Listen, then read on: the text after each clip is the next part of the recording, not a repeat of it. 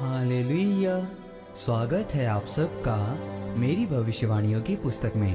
तो आइए हम आज के पवित्र वचन को पढ़ेंगे जो कि परमेश्वर के दास प्रेरित अंकुर यूसुफ नरूला जी के द्वारा लिखा गया है। अपने अगुवे के अधिकारों को समझें। जैसा कि लूका की पुस्तक अध्याय 7 उसकी 2 और 3 आयत में लिखा है, वहाँ किसी सूबेदार का एक दास जो उसका प्रिय था बीमारी से मरने पर था। उसने यीशु की चर्चा सुनकर यहूदियों के कई पुरनियों को उससे ये विनती करने को उसके पास भेजा कि आकर मेरे दास को चंगा कर। मेरे प्रियो, जब आप इस वचन के बारे में पढ़ते हैं तो यीशु मसीह जब कफरनहूम में आए तो वहाँ किसी सूबेदार का एक दास जो उसका प्रिय था और बीमारी से मरने पर था।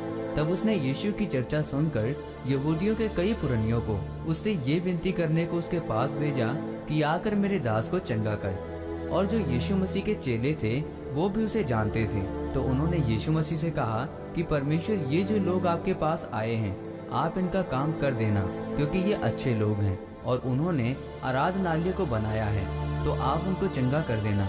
तब परमेश्वर यीशु मसीह भी तैयार हो गए उस नौकर को चंगा करने के लिए। और जब यीशु मसीह रास्ते में चंगा करने के लिए जा रहे थे तो सूबेदार ने उसके पास कई मित्रों के द्वारा कहला भेजा, हे प्रभु, दुख न उठा, क्योंकि मैं इस योग्य नहीं कि तू मेरी छत के तले आए, इसलिए तू अपने मुंह से ही वचन कह दे तो मेरा दास चंगा हो जाएगा। क्योंकि वो सूबेदार यीशु मसीह के अधिकार को समझ चुका था, क्योंकि वो खुद भी अधिकार के नीचे था।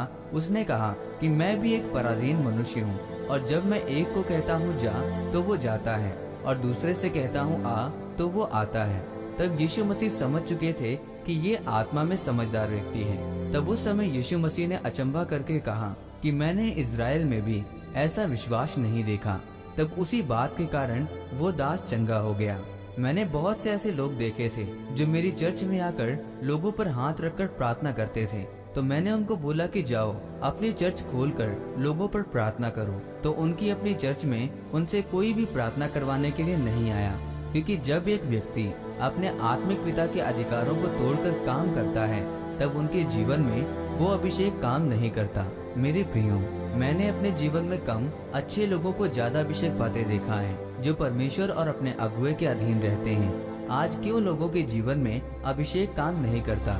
क्योंकि आत्मा में भी अधिकार है जिसे वो नहीं समझ पाते। जो व्यक्ति अधिकारों के नीचे रहकर काम नहीं करता, शैतान भी उनके नीचे नहीं रहता, क्योंकि शैतान उन्हीं के नीचे है जो अधिकारों के नीचे हैं। अगर आप अपने अगुवे के अभिषेक की कदर नहीं करते हैं तो आप अपना अभिषेक कभी नहीं ले सकते। परमेश्वर आपको आपकी योग्यता और क्षमता के हिसाब से आपको अभिषेक देता है। इसीलिए अगर आप आशीषित होना चाहते हैं तो अपने अगुवे के अभिषेक को और उनके अधिकारों का आदर करें, तब आप आगे बढ़ेंगे। आमीन। आइए इस अंगीकार को आप मेरे साथ एक मन होकर करें। सर्वशक्तिमान परमेश्वर, इस वचन के लिए मैं आपका धन्यवाद करता हूँ। परमेश्वर, मैं अंगीकार करता हूँ कि मैं अपने अगुवे के अधिकारों का आदर करूँगा और आप में बढ़ूंगा। मैं अपने अगुवे के द्वारा दिए गए आज्ञाओं को मानकर आप में बढ़ूंगा, प्रभु यीशु मसीह के नाम में, आमीन। परमेश्वर आप सबको आज के वचन के ऊपर मनन करने के द्वारा आशीषित करे, आमीन।